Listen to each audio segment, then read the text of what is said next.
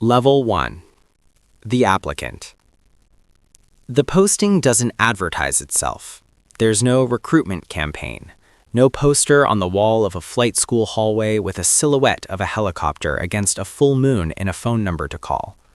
What there is a reputation, the kind that travels through military aviation the way serious reputations travel, quietly and with precision, carried by people who know someone who knows someone who was there and came back different in a specific way that other aviators recognize and don't fully ask about.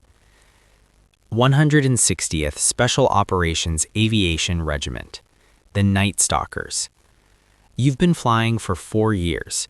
Blackhawks, currently assigned to a conventional aviation battalion at Fort Campbell. 2 deployments, one to Afghanistan, one to Kuwait, that was quieter than you'd hoped and instructive in ways that didn't involve flying.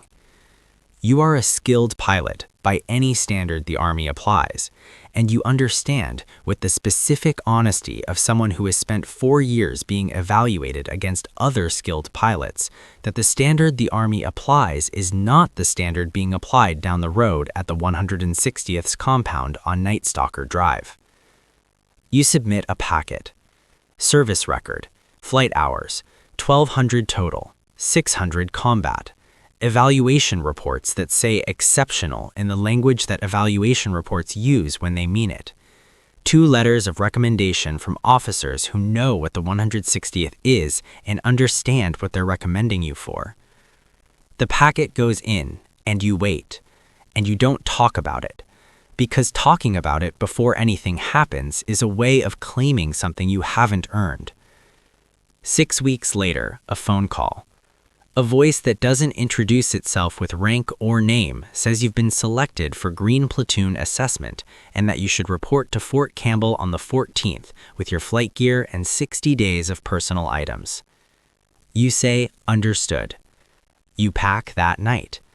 Not because you're leaving in the morning, because packing is the only productive thing available to you, and you need to do something with the energy that's been sitting in your chest since the phone rang. You lie in bed later and stare at the ceiling. You've been flying since you were 22. You've been good at it since before that. The aptitude was always there, the obsession with the machine and the air and the physics of controlled flight that most pilots have, but that you have at a cellular level, like it's in the architecture of you rather than in your training. You're about to find out if that's enough. It might not be. That possibility is honest, and you hold it honestly. Then you close your eyes. You sleep. Pilots sleep when they can. Level 2. The Green Platoon Candidate. Green Platoon is not flight school. You already know how to fly. Everyone here already knows how to fly. The pilots are rated Army aviators with combat experience. The crew chiefs and mechanics and Special Operations Aviation crew members are the best in their respective disciplines from across the conventional force. What Green Platoon does is determine whether you can fly at a different level, under different conditions, to a different standard, with a consistency that the 160th's missions require. The standard is called the Night Stalker Standard. It is not a phrase used for motivation. It is a technical descriptor, a specific set of performance requirements for aircraft operations that exceed what the Army's conventional aviation force is trained to meet.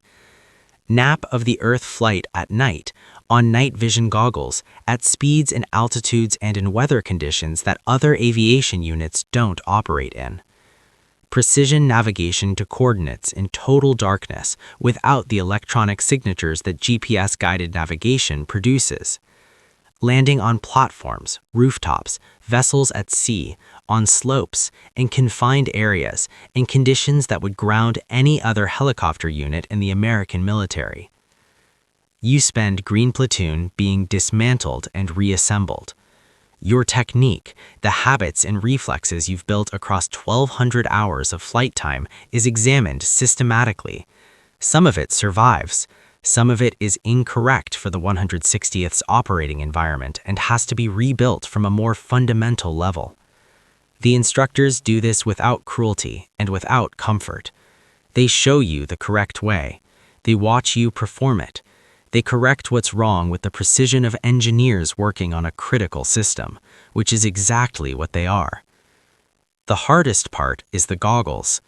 Night vision goggles change everything about the visual environment. Depth perception collapses, peripheral vision narrows, color disappears. You are seeing the world through a system that amplifies available light and presents it as a green-tinted image with a field of view that requires constant deliberate scanning to compensate for what you're not seeing. Flying in this environment at low level in complex terrain is a skill that has to be built from near zero regardless of your conventional flying experience. You build it. Slowly, then faster, then with a fluency that emerges somewhere around week 6 as the goggle environment stops being something you're compensating for and starts being something you're flying in. The distinction is the whole thing. You also learn the culture.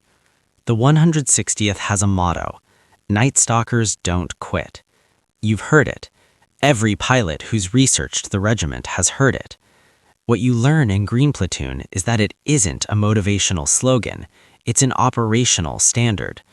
The regiment has a history of completing missions in conditions that would abort any other unit, of flying through weather, through degraded systems, through everything short of actual physical impossibility, because the people on the ground waiting for the aircraft are counting on the aircraft to arrive. That relationship between the aviation element and the ground force element is the heart of everything the 160th does and everything it is. You feel that weight settle into you during week 8, not as pressure, as purpose.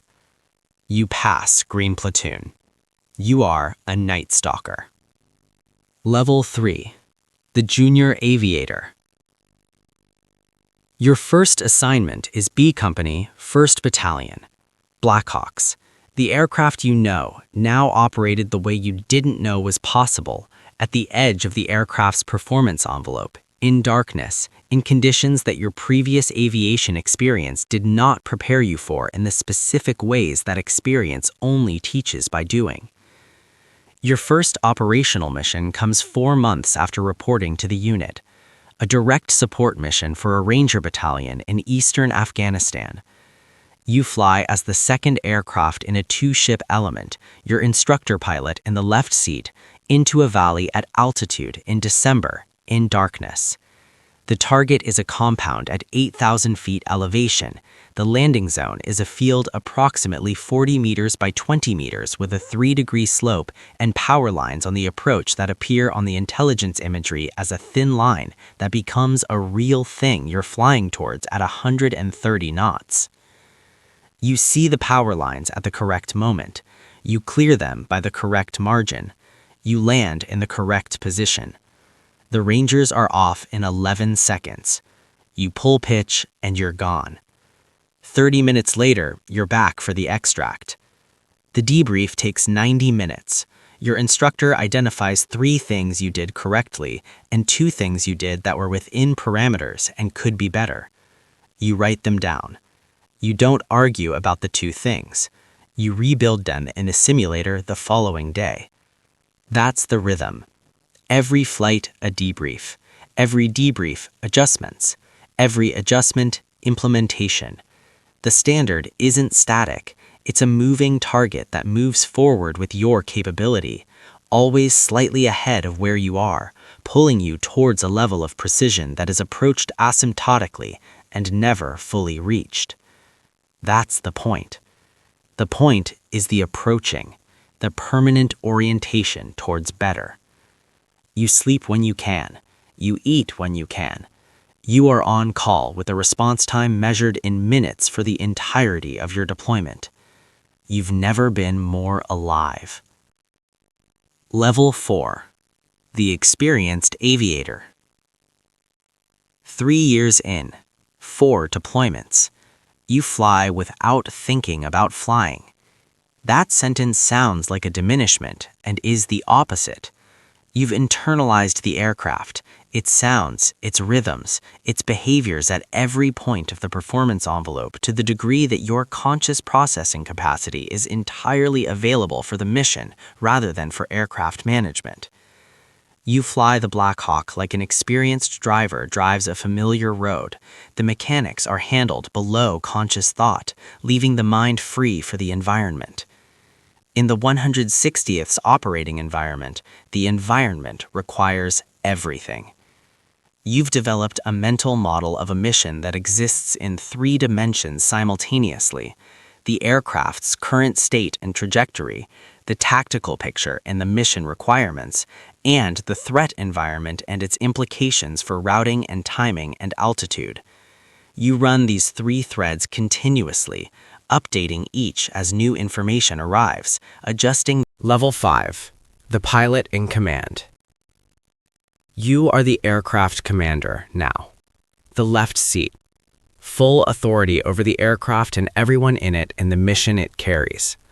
When things go wrong, and in the 160th operating environment, things go wrong with regularity because the operating environment is designed to go wrong and the regiment operates there anyway. The response to things going wrong lives with you. You've made decisions at low altitude in darkness in the presence of incoming fire in the time between one heartbeat and the next that determined whether people came home. You've made them correctly. Not because you're exceptional. There are exceptional pilots throughout this regiment and you're one of them, and that word has been diluted by its own prevalence. Because you've been trained to the standard and you've accumulated the experience and you've built the cognitive architecture to process the variables at speed and produce the correct output.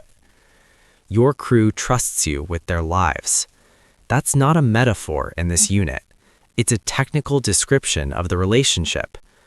You plan missions now with a level of sophistication that your green platoon self would not have been able to follow. Threat analysis, routing planning, contingency planning, fuel planning at the margins of what the aircraft can do. You build a mission the way an architect builds a structure, with the primary design and the secondary systems and the tertiary fallbacks, each layer designed to handle the failure of the layer above it. When a mission executes and the contingencies aren't needed, you feel something that isn't quite satisfaction. Relief, maybe. Not that you survived, that the planning was complete enough that the contingencies weren't needed. The planning being complete is the goal. You're always planning. Level 6. The flight lead. You lead formations now. 2, 4, sometimes 6 aircraft. The flight lead is the tactical decision maker for the entire formation. The routing, the timing, the response to changing conditions, the call to abort or continue when the intelligence picture or the weather or the threat environment changes between the planning cell and the objective. The abort call is the hardest call. You've made it twice. Once when weather deteriorated past safe operating limits for the formation. Not for you individually, you could have continued, but the trailing aircraft in the formation were at the edge of their capability in those conditions, and a formation that splinters under pressure is a formation that loses the mission and possibly the aircraft. You turned the formation around. The ground force waited an additional 18 hours. The second time, the intelligence changed on final approach, new information that altered the threat picture in a way that made the planned approach untenable. You called abort and rerouted to a secondary LZ that added 4 minutes to the infill and preserved the mission and the crew. Both calls were right. Both calls were second-guessed in the immediate debrief by people who weren't in the left seat with the information you had at the moment you had it. You debriefed them honestly and defended the calls without defensiveness and moved to the next mission. That's the only available response. In this unit, you debrief everything, and you debrief honestly, and you implement what the debrief produces, and then you fly the next mission. The cycle is continuous. The learning is continuous. The standard keeps moving forward. Your reputation in the regiment is specific. Not the most natural aviator, not the most aggressive, the most reliable, the one who makes the correct call in the ambiguous moment. Not the obvious call, not the safe call, the correct one. who can be handed the most complex mission and will execute it with the precision and judgment that the 160th's customers, the Green Beret forces, who depend on the regiment to get them in and get them out, have come to expect and have built their planning assumptions around. That reputation is worth more than any decoration. You've been decorated. The decorations are in a box. The reputation is in every mission tasking that has your name on it. Level 7. The Company Commander. You command a company. 32 aviators, 41 crew chiefs and mechanics and Special Operations Aviation crew members, 20 aircraft, a combined budget for operations and maintenance and personnel that runs into the millions per month, a readiness requirement that means your company is deployable on short notice continuously every day of the year, without exception. You've been in the 160th for 11 years. The regiment has changed across those 11 years, and the change is mostly addition. New platforms, new capabilities, new intelligence integration, new electronic warfare systems that have altered the tactical environment in ways that required doctrinal adaptation. The thing that hasn't changed is the standard. The Night Stalker standard doesn't move with technology. It moves with what the mission requires, and the mission has always required more than any other aviation unit is asked to provide. Your company just came off a 12-month deployment cycle.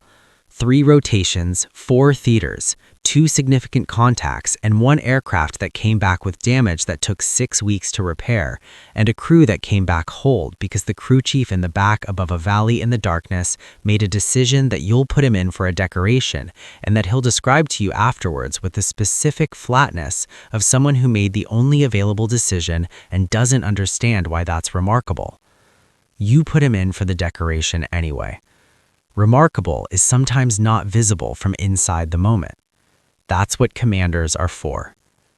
The administrative weight of command is something no flight training prepared you for, and that you've managed by hiring the right people beneath you and trusting them with the spaces they own and holding them to standards that are clear and consistent and applied without exception. The 160th's culture doesn't tolerate commanders who hold others to standards they don't hold themselves. You've never had to be reminded of this. You set the standard by being the standard. It's the only version of command that works in a regiment where every person under your authority can fly and fight at a level that most senior officers in conventional aviation will never reach. Level 8. The Regiment. You are the regimental commander of the 160th Special Operations Aviation Regiment. A colonel. The authority, operational, administrative, cultural, and historical of the most capable aviation unit in the history of military flight. You've been in the Army for 26 years, in the 160th for 18 of them. The regiment was born in failure. Operation Eagle Claw, 1980, the failed attempt to rescue American hostages in Iran. 8 service members killed, 2 aircraft lost in the desert. A mission that collapsed under the weight of inadequate training, inadequate equipment, and inadequate doctrine for the kind of special operations aviation support that the mission required. The failure produced a determination. Build the unit that could have succeeded.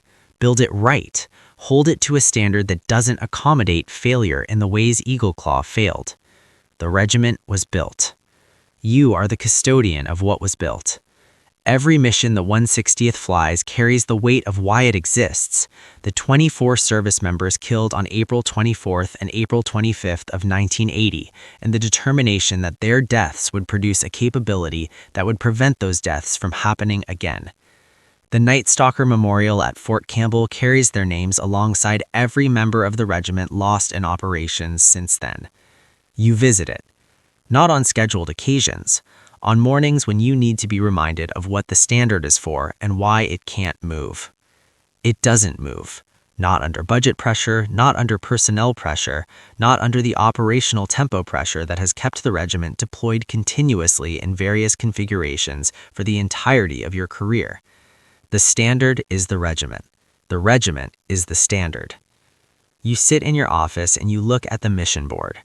3 active deployments, 2 standby elements, One training rotation producing the next generation of Night Stalkers from the best aviators in the conventional force. Somewhere above a valley in darkness, an aircraft is on final approach. The crew chief is scanning. The pilot is flying. The rangers in the back are ready. The aircraft will arrive exactly when it's supposed to arrive, to the second. Because it always does. Because that's what the regiment is. Because that's what it will be long after you hand the colors to your successor. You don't need to be in the cockpit anymore to feel the approach. After 26 years, you feel it in the walls.